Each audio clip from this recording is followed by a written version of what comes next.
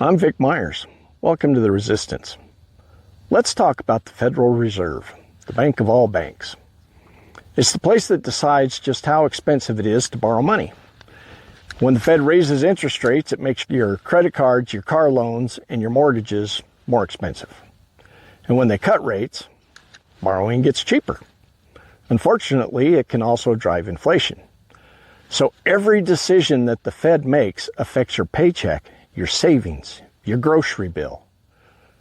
And the things that go into their decisions are hard data and economic science.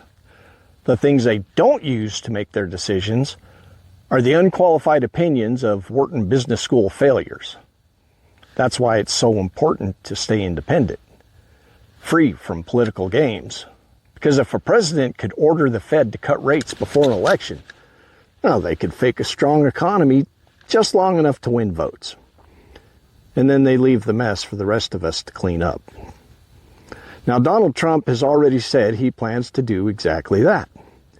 He's attacking the independence of the Federal Reserve, trying to fire the chair, promising to handpick someone that's loyal to him and not to the American economy. And you know who else has been pulling the same trick?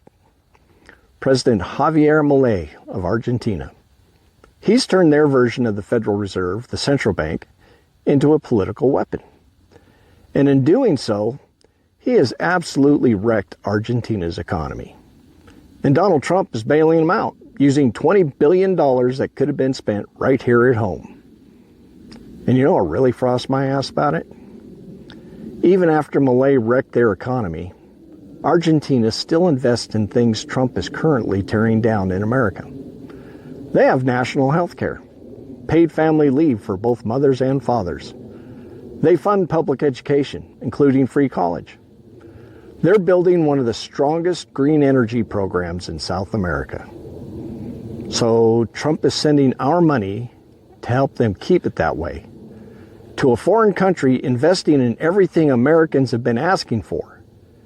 Meanwhile, back in Trump's America, he spent years attacking public schools, defunding green energy, trying to gut health care, and turning farmers into collateral damage through his trade wars and tariffs.